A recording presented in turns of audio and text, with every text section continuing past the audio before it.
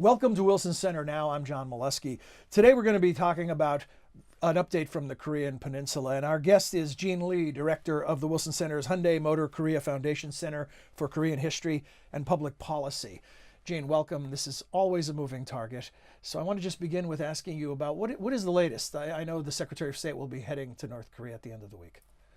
Well, the leader of North Korea and the president of South Korea recently held a summit in Pyongyang, the North Korean capital, a few weeks ago. So that's just happened. And now we have news that the Secretary of State will be heading to North Korea on October 7th, so in a matter of days. Now, remember that this would be his fourth trip. His last trip was canceled in the middle of this push and pull between Washington and Pyongyang over the negotiations over its nuclear program. So any danger that this one is canceled, or is it full steam ahead? So far, full steam ahead, but there's always the danger of these trips being canceled. Both Washington and Pyongyang use the prospect of a visit as part of the negotiations.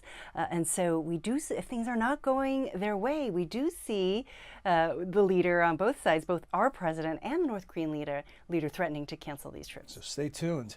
Speaking of those possibilities, a Washington Post headline in the last 24 hours, as Pompeo heads for Pyongyang, North Korea appears to raise its demands. So the negotiation begins before the plane has landed. Absolutely. It goes on as they're planning the trip. It'll go on just before the trip, during the trip. The North Koreans are very transactional in nature, and they know how to use the invitations to come to Pyongyang as a kind of bargaining tool. And so we'll certainly see them start to prepare and strengthen their position in the days leading up to those negotiations. There seems to be a disconnect between the president's very optimistic rhetoric about how negotiations are going and his specific relationship with Mr. Kim. And then the other side of the coin is the sort of mystery about exactly what's happening in North Korea and how serious they are about denuclearization. And then you saw the report we talked about before we began recording from the Chicago Tribune about up to 60 nuclear warheads possibly already produced by North Korea.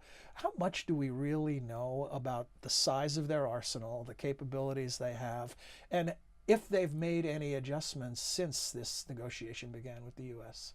This is one of the issues.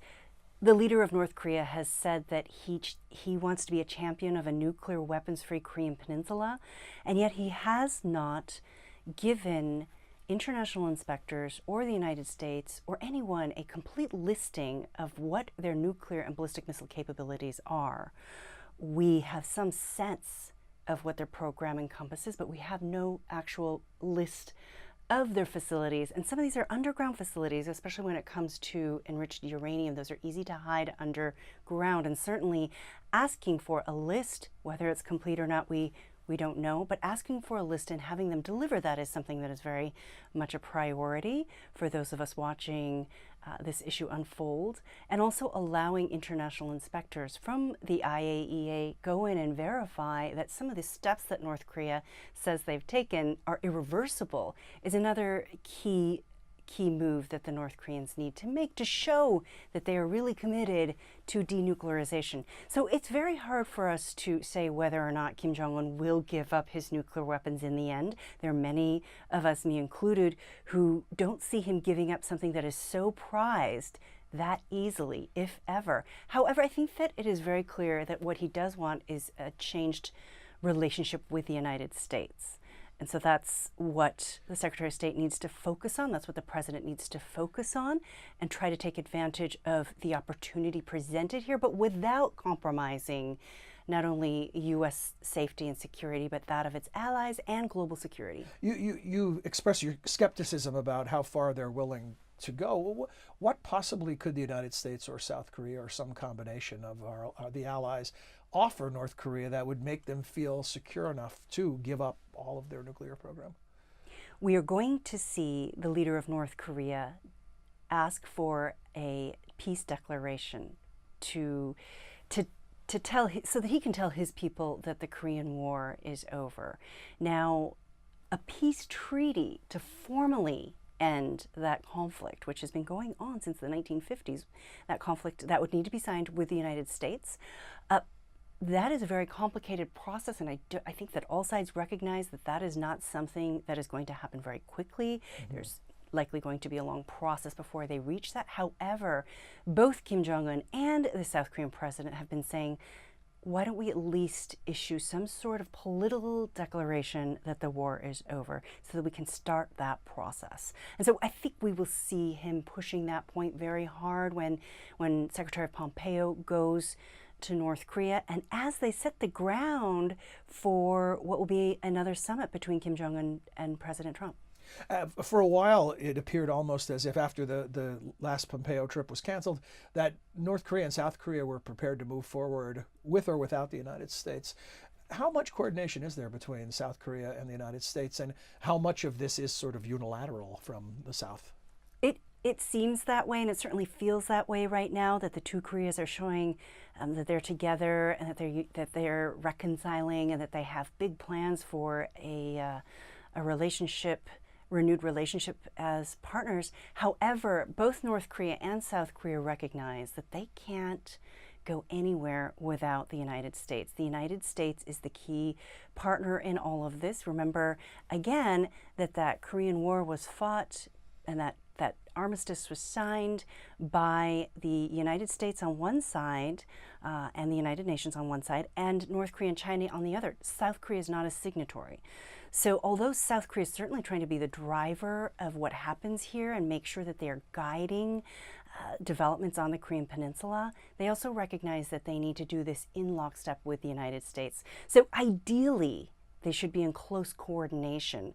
There is some concern, I think, that they are pushing ahead so quickly while the United States is still saying, hold on a second, we are going to continue imposing sanctions and calling for sanctions until we start to see real moves toward denuclearization. But in an ideal situation, those two allies, South Korea and the United States, would be in lockstep every step of the way in order for this to move forward in a peaceful fashion.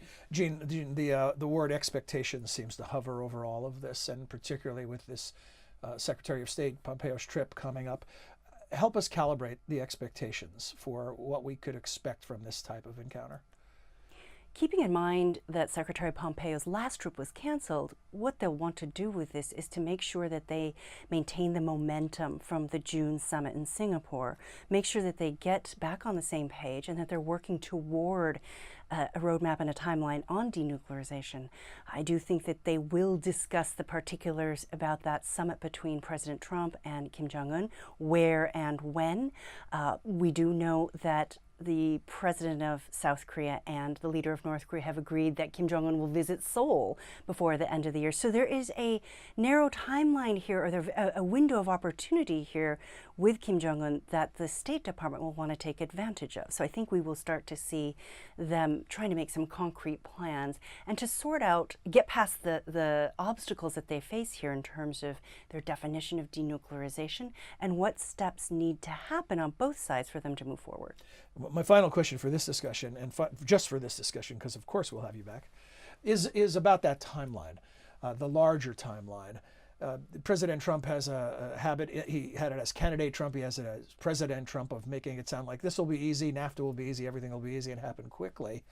What are we talking about as far as realistic timeline for a final type of arrangement, whatever that might look like? So depends on what we're referring to. When we're talking about complete denuclearization, I think if the North Koreans had their way, they would stretch that out as long as they can. Kim Jong-un wants to hold on to those nuclear weapons. He calls it his treasured sword. He will drag that out as long as he can. And to a certain degree, I think there's a recognition on the part of the U.S. government that this could be a long process as well. However, remember that Kim Jong-un does recognize that sanctions, both unilateral sanctions imposed by the U.S. Treasury and international sanctions that UN member nations are obligated to, are supposed to enforce, are very tough, and that North Korea cannot thrive if those sanctions remain in place. So it's very tricky. It's a matter of sequencing. What the United States is looking to see from North Korea is some movement on denuclearization, and so that they can perhaps offer them some alleviation of those sanctions. But at this point, the United States is saying we are not going to lift those sanctions until we see some concrete commitment to denuclearization. So a bit of impatience on both sides to get this process forward. And I think that that's what we'll see in the coming days is Secretary Pompeo meeting with the leader of North Korea and his negotiating team to try to map out what steps both sides need to take. Well, Jean, speaking of treasures, your deep insight that you can provide from all your on-the-ground reporting on the Korean Peninsula is a great value to us. So thanks again for sharing that with us. Thank you.